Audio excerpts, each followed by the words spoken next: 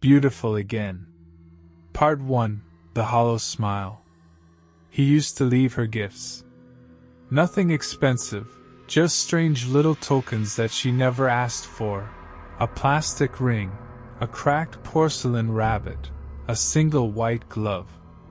Things that seemed harmless until you started thinking about where they came from, who they once belonged to. Charlotte never answered his letters. Not after she left him. The last one arrived exactly 6 weeks after the restraining order expired. It was written in careful script, black ink, no smudges. Neat. Clean. Obsessive. You were always beautiful. I just want to remember you that way. She didn't call the police. She didn't tell anyone. She'd moved cities, changed her name at work, switched gyms. She was trying to forget that chapter of her life. Bury it. But Simon, he wasn't the kind of thing that stayed buried. The first time he hit her, he cried. The second time, she did. By the third, it didn't hurt anymore. Only scared her how little it shocked her. That's when she left. In the middle of the night, barefoot, bloody, and silent. She didn't tell him. Didn't leave a note. She didn't want him to know where she'd gone. And for a while, he didn't. Until now. Charlotte lived alone now. Had for the past 10 months. The apartment was small, 3rd floor, end of the hall. She liked it that way. Only one wall to share, no neighbors above, and a deadbolt she replaced herself. But lately, things felt wrong. Small things. The refrigerator door would be ajar when she swore she'd closed it. The cat, Leo, started hissing at the bathroom mirror. And she kept waking up at exactly 3:03 a.m., heart hammering like someone had screamed her name. She tried to rationalize. Anxiety. Trauma. Lingering shadows from years of walking on eggshells. She told herself it was nothing. But the hollow in her gut said otherwise. Then came the box. Plain cardboard. No return address. Sitting outside her door when she got home from work. It rattled when she shook it.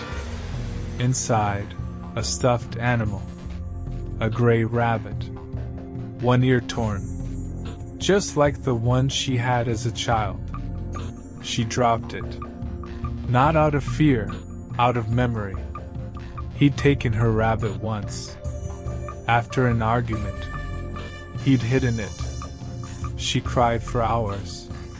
When she finally found it, it was missing one ear and covered in red crayon. He told her it had been punished for being bad. Her therapist said Simon would never change. Said men like him don't heal, they hide. Wait. Adapt. That night, Charlotte triple-locked the door. Slept with a knife under her pillow. But it didn't help. She woke up to the sound of breathing. Not her own. Not Leo's. Something low. Steady. Coming from the foot of the bed. She sat up, heart thundering. No one there. But the closet door was open. She always kept it closed. Leo growled. When she got up the next morning, the rabbit was sitting on the kitchen table. She hadn't brought it inside. Had she? There was no sign of a break-in. No fingerprints. No disturbance. Just the rabbit. Sitting upright. Smiling. She threw it away. Took the whole garbage bag down herself. Chucked it into the dumpster. 2 days passed. Silence.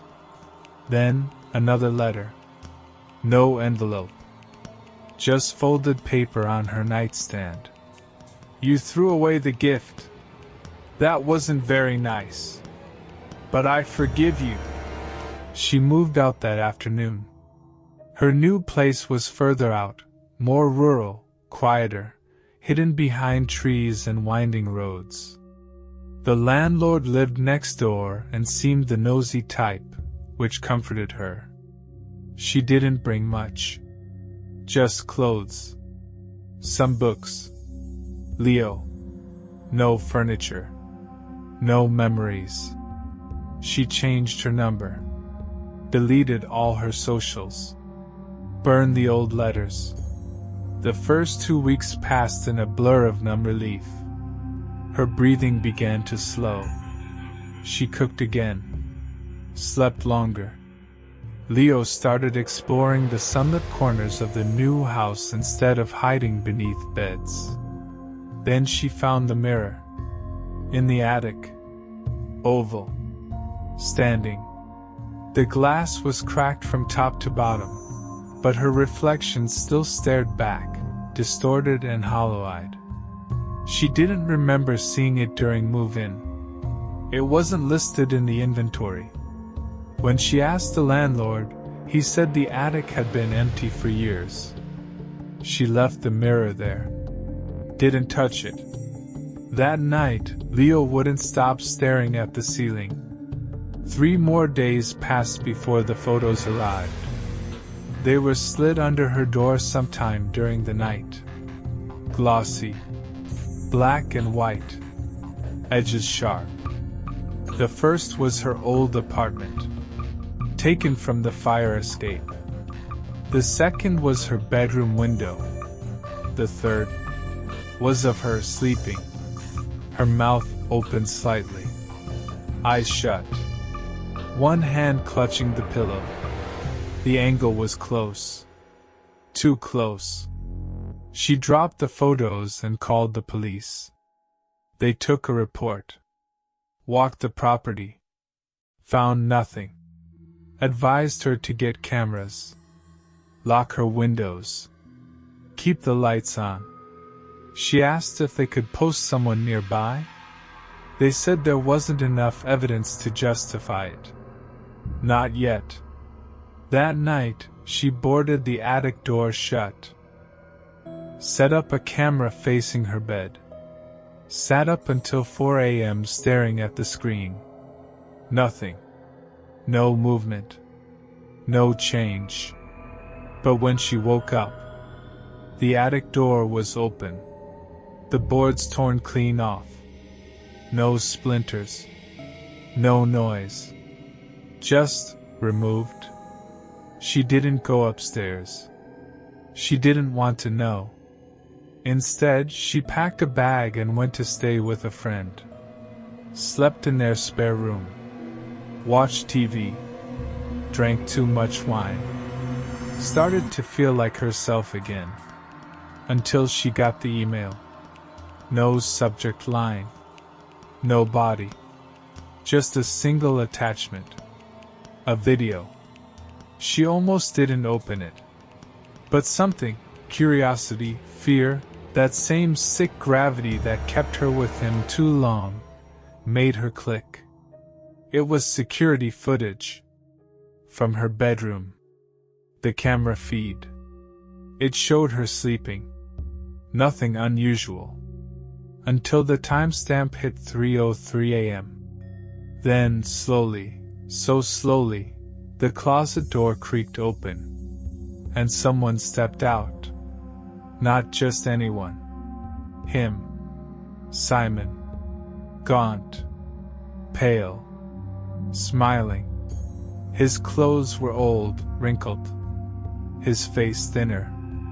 But his eyes, God, those eyes, they were the same. Cold. Wet. Empty. He stood over her for 15 full minutes. Watching. Breathing. Then bent down, inches from her ear. And whispered something. There was no audio.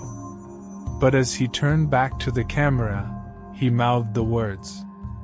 "You're beautiful again." Part 2. white flowers and knives. Charlotte didn't scream. Not at first. She sat there, frozen, hands still resting on the mouse. The video paused at the moment Simon looked into the camera. That smile, the one that used to mean love, then later meant pain, and now meant something much worse, was etched into her mind like a brand. He'd been in her home. He'd stood over her. And she never even felt it. She shut the laptop, shoved it under the bed, and paced the living room like a caged animal. She tried to call the police again, but the line dropped. No signal. No Wi-Fi. The router blinked red. Leo crouched under the table, ears flat, tail twitching. Charlotte unplugged every lamp in the house and took the bulbs out of every fixture. Then, she turned them all back on, one by one, screwing in a bulb only after double-checking each socket for hidden cameras. Paranoia was no longer paranoia. It was evidence. It was survival. She set up motion sensors at the windows, reinstalled the cameras, and placed kitchen knives under every cushion, inside every drawer, one even taped beneath the toilet tank lid. Just in case. The next morning, the air smelled like lilies. Not the wild kind. Not the kind that grew in the yard. Funeral lilies. There was no bouquet. No vase. Just the scent. Thick. Cloying. Sweet enough to make her gag. It lingered no matter how many windows she opened. And then came the note. Not under the door this time. Pinned to her bathroom mirror with a syringe. They say you bloom best in fear. Let's see how beautiful you really are. She moved again. A motel this time. An hour away. Cheap. Ugly. The kind of place where you could scream all night, and no one would check in. The clerk gave her a key without asking her name.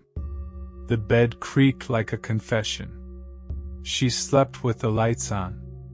And still, she dreamed of him. The dream always started the same way. She's in her old apartment, curled up on the couch, and someone is knocking on the walls. Not the door. The walls. From the inside. She peels back the wallpaper and finds human eyes staring back.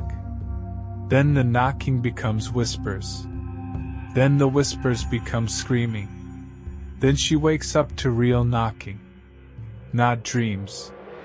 Reality. Knocking on her motel door. She peeked through the peephole. No one there. Just a single white lily, wrapped in twine, placed gently on the floor. No note. Just petals, trembling slightly in the breeze. She called the front desk. No one answered. She called the police again. This time, they came. Checked the cameras. No footage. No hard drive. She stared at the empty DVR box in confusion, swearing she installed it herself. They gave her a pamphlet. A hotline. A number to call if she felt unsafe. Then they left. She shredded the paper before they reached their car. Later that night, someone jiggled the handle, then whispered through the door. Soft. Breathless. Let me in, Charlotte. I missed the sound of your ribs. She didn't open the door. Didn't move. Didn't even breathe. But Leo growled low and deep, staring at the air conditioner like it was about to speak. After 30 minutes, silence returned. She waited until morning before packing up again. The third place was deeper into the woods. An old lake house, abandoned for a year but mostly intact. She didn't tell anyone where she was going. Used cash for everything. Left her phone in a rest-stop toilet tank. The only thing she brought was Leo. And the knife. The lake house had no Wi-Fi. No reception. No electricity until she turned on the old generator in the shed. There were no mirrors. No photos. No signs of anyone else. It was perfect. Until the first night. That's when the photos started showing up again. Not slid under the door. Taped to the windows. Pressed up from the outside, as if someone wanted her to see them before she even reached for the curtain. The first was her brushing her teeth. The second was her sitting on the dock, staring at the lake. The third, her sleeping again. But not in the bed. On the floor. Next to the fireplace. Which she had no memory of doing. She burned the photos. Every last one. And that's when she saw the word. Scratched into the wood above the mantel. Bloom. The next day, she found white lilies growing on the dock. Fresh. Too fresh. Dug into the cracks in the wood like they were planted there. She yanked them out. Threw them into the lake. They floated for a while. Then drifted back toward shore. That night she didn't sleep.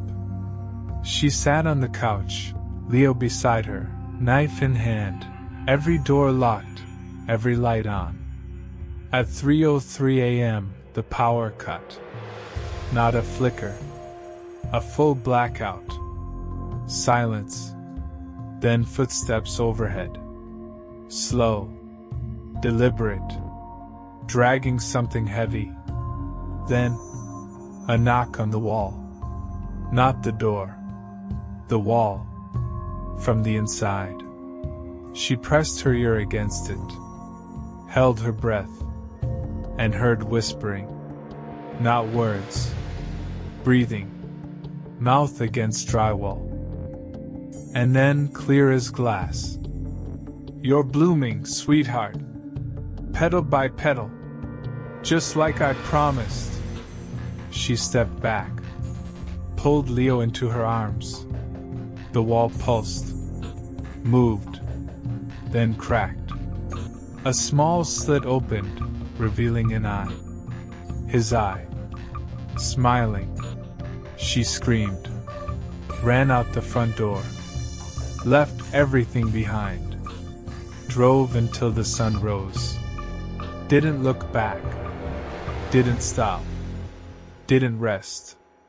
By the time she pulled into the next town, her face was cracked with salt and wind.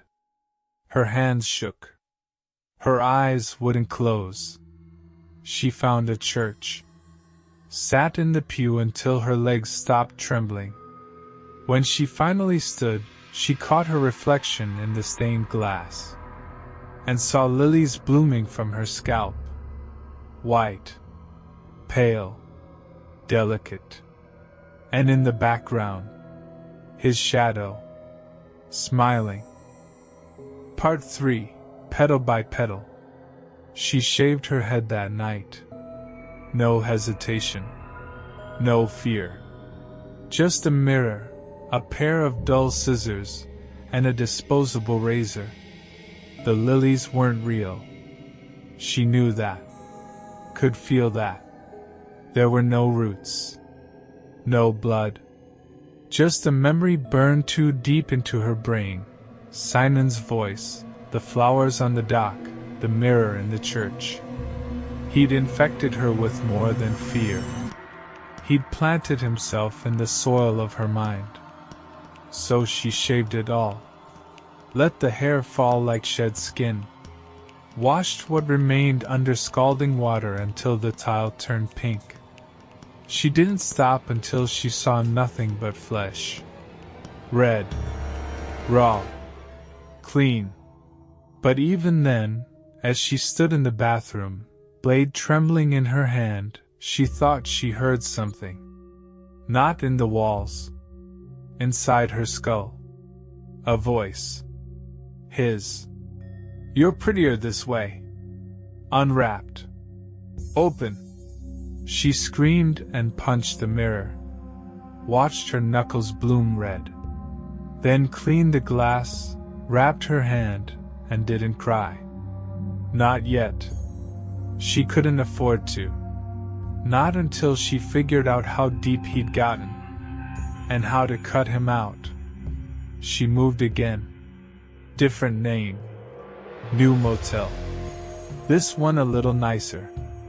Closer to the freeway. A place where people were always coming and going, where Simon couldn't hide behind trees or crawl out from walls. She asked for a second-floor room, facing the parking lot, just in case she needed to jump. She stayed awake for 3 days. Didn't sleep. Didn't eat. Just sat in bed with a bat in her lap and Leo curled beside her, alert and anxious. She read about paranoia, about shared delusions, trauma echoes, hallucinations that felt like hauntings. She even started to wonder, maybe he wasn't real. Maybe he hadn't found her. Maybe this was what happens when you spend too long flinching at shadows. Then came the voicemail. Blocked number. 30 seconds of breathing. And at the end, soft and gentle. "What color do you want the ribbons this time?" Charlotte dropped the phone and vomited on the carpet. Because she knew what he meant. She remembered the ribbons. He used to tie them around her wrists when he got angry. Said it was to make her prettier. When she bled, the red looked brighter against the silk. He'd kept them in a little box beneath the bed. She thought she'd burned it. Apparently, she hadn't burned it well enough. That night, she found a ribbon tied around Leo's neck. Pink. Slick with something wet. Leo was fine, unharmed. But the knot was perfect. Simon's style. A bow, too tight to be cute. She called the police again. Different town. Different department. New story, same looks. They promised to send a cruiser by. Promised to check the lot. Promised to take it seriously. They didn't. They never do. The officer drove by, saw nothing, shrugged. Suggested therapy. She laughed in his face. And that's when she decided she was done running. If Simon wanted to haunt her, he'd have to come get her. She rented a storage unit 2 miles from the motel. Filled it with everything she needed. Gasoline. Duct tape. Nails. Lye. A hammer. 5 disposable phones. She started cataloging everything. Documenting. Logging times and smells and dreams. Taking photos of the petals that still appeared in the mirror. Of the bruises on her arms she didn't remember getting. She wrote it all down. Every dream. Every whisper. Every hallucination. And in every entry, she saw one phrase repeating. Always scratched into glass. Wood. Tile. Skin. Petal by petal. He was unmaking her. Piece by piece. Just like before. Just like always. But not this time. This time, she'd remember every petal. And when the last one fell, she'd pull out the root. She started leaving notes, for herself in lipstick. Scrawled across the motel wall. You are not his. You are not a bloom. You are the fire. She left food in every corner for Leo. Kept the bat close. Started tracking cars in the parking lot, writing down plates, sketching faces. waiting, watching. And then, on day 12, he slipped. She caught a figure in the reflection of the vending machine glass. Tall, thin, jacket too big. He walked past her room without turning his head, but his reflection grinned. She followed, quiet, measured, all the way to the stairwell.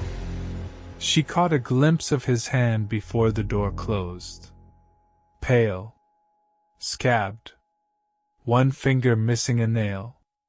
She smiled. It was time. Charlotte returned to her room. Waited. 3:03 a.m. Lights off. Knife ready. When the door clicked open, softly, silently, she didn't move. She let him step inside. Watched his silhouette glide past the dresser, toward the bed. Waited for him to get close. Close enough to smell her hair. Close enough to lean down. Close enough to whisper. Still so beautiful. She struck. Fast. No sound. Knife to the thigh. Bat to the temple. He dropped like a sack of wet laundry. Didn't even groan. She pulled the cord from the lamp and wrapped it around his throat. Tied his hands with the bedsheet. Muzzled him with her brow. By the time the sun rose, she was already dragging him to the car. Leo in the back seat. Simon in the trunk. She didn't feel anything. Not hate. Not fear. Just clarity. Purpose. At the storage unit, she didn't hesitate. The floor was covered in plastic. The box of ribbons waited in the corner. She'd saved them all these years. Just in case. Simon woke up gagged, bound, half naked. He smiled through the blood. Even tried to say something. But Charlotte just pressed a finger to his lips. And whispered, "Petal by petal." Then she picked up the hammer. Part 4. The Blooming Room. He didn't scream at first. Simon just stared up at her from the plastic-covered floor, eyes wide, the same expression he used to wear when he was caught mid-lie, equal parts smug and calculating. His mouth moved behind the gag, blood pooling at the corners, dripping over his teeth like syrup. Charlotte didn't flinch. She stared down at him, her hand tight around the hammer's grip, knuckles white. He wasn't a monster anymore. Not here. Not now. Just a man. Small. Weak. Human. She remembered what her therapist had said back in the early days, back when she still believed healing meant walking away. Some wounds don't close unless you dig them out. Charlotte had spent the last year buried in the rot. The fear, the gaslighting, the constant, silent unmaking of who she was. But now, as Simon writhed and moaned under the glow of the bare bulb, she finally understood what it meant to become her own cure. She didn't kill him. Not yet. No, first she gave him what he'd always wanted, her attention. She untied the gag. Let him speak. The first words that came out weren't apologies. They never are. "You look like shit," he rasped, smiling through cracked lips. "But I guess that's what happens when flowers rot." She didn't react. Just stepped over him and knelt by the box in the corner. The box of ribbons. Red, pink, black. Silk. Satin. Velvet. All saved. All preserved. He laughed when he saw them. "You kept them? After all this time?" She didn't answer. She just picked the red one. wrapped it around his wrist. Tight. Then another. And another. He laughed harder. Thought it was a game. He always did. This is what you wanted, huh? Finally getting your turn? Is this foreplay, Charlie? She tightened one ribbon so hard his hand turned purple. That shut him up. For a while. When she pressed the hammerhead to his knee, he hissed. But didn't beg. Not yet. Charlotte smiled. Let's see how beautiful you can be. The first swing shattered the silence. Not the bone. Not yet. Just the calm. Simon howled. Not words. Just sound. Animal and sharp. The sound echoed against the metal walls, bounced off plastic and concrete and blood. Charlotte didn't stop. She wasn't aiming to break. She was planting. Petal by petal. Simon wept before he begged. And he begged before he screamed. She only stopped when her arms gave out. Blood dripped from her elbows, not her own. She sat beside him, chest heaving, bathed in the heat of her own fury. And for the first time in months she felt whole. But it didn't last. Because then he said it. Through broken teeth. Through split lips. He whispered it. I wasn't alone. Charlotte froze. I wasn't the only one watching. You thought I was clever, baby? You should have met her. She stepped back, breath catching in her throat. Simon smiled. She likes you. She's been watching since the beginning. She's in the house. She's in your head. He began to laugh again. She says you're blooming just right. Charlotte staggered back, bow rising in her throat. She thought it was a mind game, a last-minute ploy to shake her. But the air had changed. The storage unit felt colder. The lights flickered. And then she heard it. A soft, wet rustling from inside the walls. Like something was breathing behind the metal. Something with roots. She turned to leave. Simon screamed again, not from pain. From fear. Don't leave me here with her.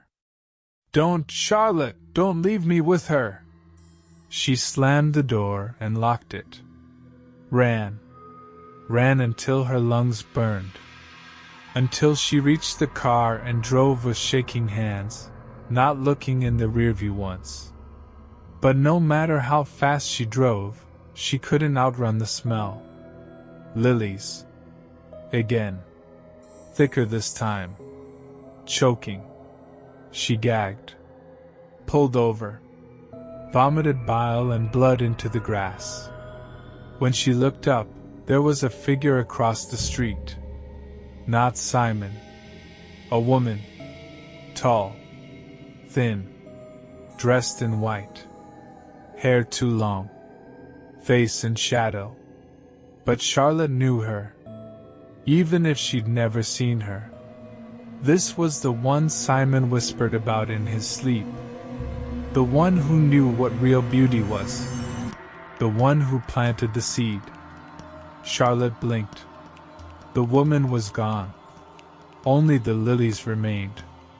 Scattered across the pavement in a perfect circle. She didn't go back to the motel. She drove until she found a church. Broke the lock. Slept in the confessional, knife in hand, Leo curled at her feet. No dreams. No nightmares. Just silence. Until 3:03 a.m. She woke to the sound of digging. From beneath the booth. She pressed her ear to the floor. Heard breathing. Heard whispers. You're almost ready. Charlotte whispered back. I'm not yours.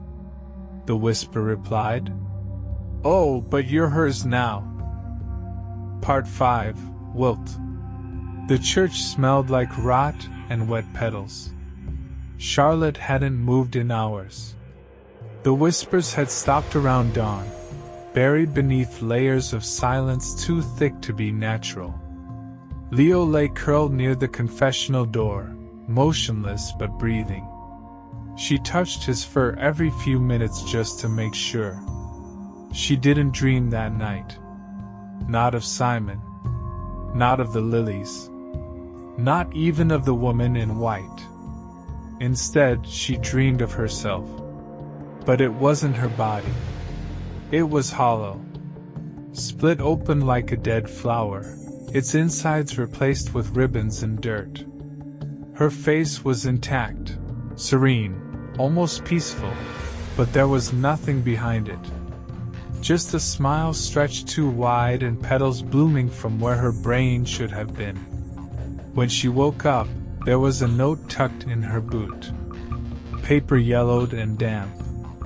Writing in an ink she didn't recognize, thick, red, flaking at the edges like dried blood. Wilt and beauty. Let it take root. You belong in the soil. That was the moment she knew. This wasn't about Simon anymore. It never had been. Simon was just the first shovel in the dirt. She'd spent so long thinking he was the rot, the disease, the reason her world cracked and bled. But no, he was the gardener, the one who broke her down, piece by piece, so something older could grow in the hollows. Something watching. She didn't go to the police this time. Didn't pack a bag. Didn't run. She drove straight back to the storage unit. When she opened the door, it was empty. No blood. No plastic. No Simon. Just lilies. Sprouting from the concrete in perfect, impossible bloom. She stepped inside, heart hammering. Closed the door behind her. Locked it. Then sat down in the center of the room. And waited. At 3:03 a.m., she heard her own voice. Outside the door. I was always the pretty one, remember? Charlotte didn't respond. The light overhead flickered. Then shattered. Darkness swallowed the unit. In it, footsteps. Soft. Bare. The smell of lilies thickened, curling into her lungs like smoke. She stood slowly, knife in hand, eyes adjusting to the dark. The footsteps stopped. Silence. Then, a breath, inches from her ear. It's time to bloom, petal by petal. Charlotte turned and stabbed. The blade sank deep, but not into flesh. Into petals. A chest full of them. Soft and cold and growing. The woman in white smiled. Face porcelain smooth. Eyes black as soil. And from the wound, lilies poured. They spilled down her gown, pooled at her feet, slithered toward Charlotte like vines. Charlotte fell back, choking on the scent. The petals wrapped around her ankles, her wrists, her throat. She slashed wildly, but they kept coming, tightening, pulling. Then, they stopped. The woman cocked her head, curious. Charlotte was no longer resisting. She let the knife fall, raised her arms, and smiled. The woman leaned in, inches away, their faces almost touching. Charlotte whispered, "You want to bloom in me?" The woman nodded. Charlotte grinned. "Then let's burn." She struck the match from her back pocket, dropped it. The petals ignited instantly. The room became a furnace of light and ash and screaming. The woman shrieked, a sound not made for human ears. Windows cracked. Metal warped. The smell of flowers turned to charred meat and ozone. Charlotte burned too. But she didn't scream. She smiled. They found her 2 days later. The unit had collapsed inward, blackened and blistered. No body. Just ashes. And a single white lily. Wilted. Crushed beneath a blood-stained ribbon. Some say she died there, finally free. Others whisper she got out. That she walks among us now, bald and scarred, but smiling, always smiling. They say if you see a woman leave a lily on your doorstep at 3:03 a.m., don't open the door. Don't look out the window. Don't even breathe. Because she's still blooming. And she's looking for a new garden. The end.